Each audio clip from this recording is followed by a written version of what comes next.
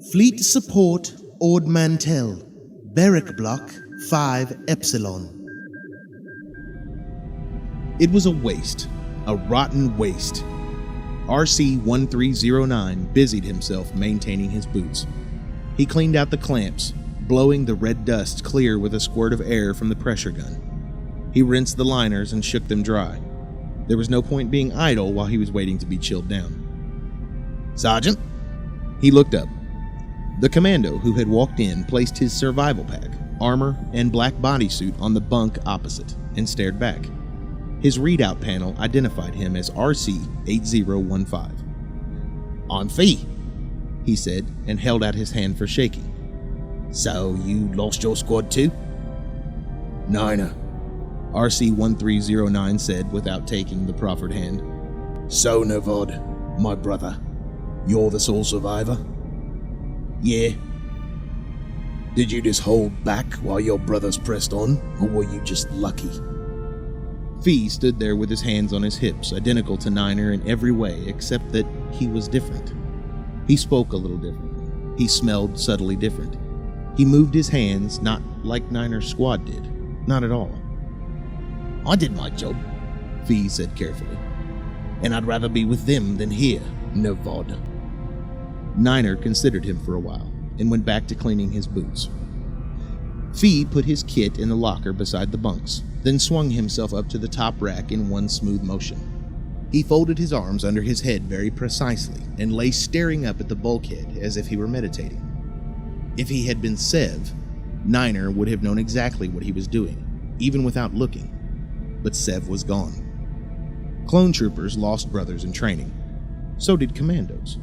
But troopers were socialized, and with whole sections, platoons, companies, even regiments, and that meant that even after the inevitable deaths and removals during live exercises, there were still plenty of people around whom you knew well.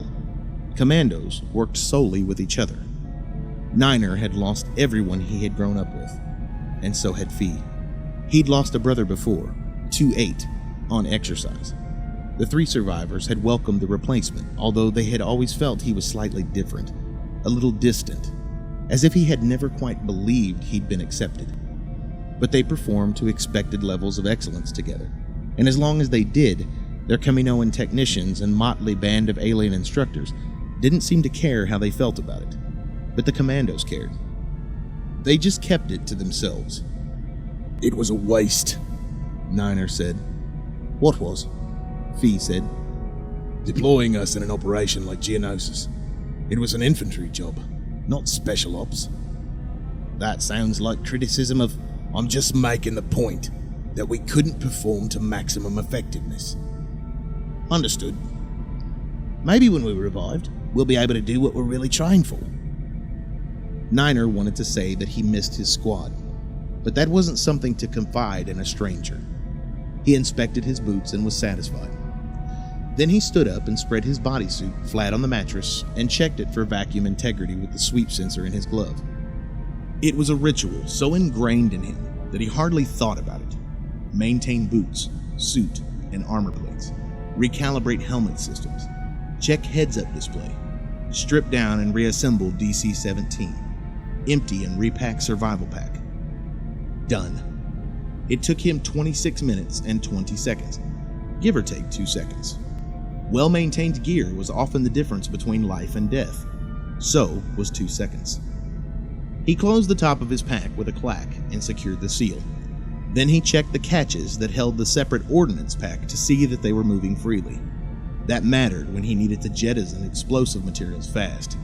When he glanced up, Fee was propped up on one elbow, looking down at him from the bunk. "Dry rations go on the 5th layer," he said. Niner always packed them further down, between his spare rappelling line and his hygiene kit. "In your squad, maybe," he said, and carried on. Fee took the hint and rolled over on his back again, no doubt to meditate on how differently things might be done in the future. After a while, he started singing very quietly, almost under his breath. They were the wrath of the warrior shadow and the gauntlet of the republic. Niner knew the song. It was a traditional Mandalorian war chant, designed to boost the morale of normal men who needed a bit of psyching up before a fight. The words had been altered a little to have meaning for the armies of clone warriors. We don't need all that, Niner thought. we were born to fight, nothing else. But he found himself joining in anyway. It was a comfort. He placed his gear in the locker, rolled onto his bunk, and matched note and beat perfectly with Fee, two identical voices in the deserted barrack room. Niner would have traded every remaining moment of his life for a chance to rerun the previous day's engagement. He would have held Sev and Dee Dee back. He would have sent 04 west with the E-Web cannon, but he hadn't. Gratuakun, hit, Su Drashalia. Our vengeance burns brighter still. Fee's voice trailed off into silence, and the merest fraction of a second before Niner's. He heard him swallow hard. I was up there with him, Sarge, he said quietly. I didn't hang back. Not at all. Niner closed his eyes. He regretted hinting that Fee might have done anything less. I know, brother, he said. I know.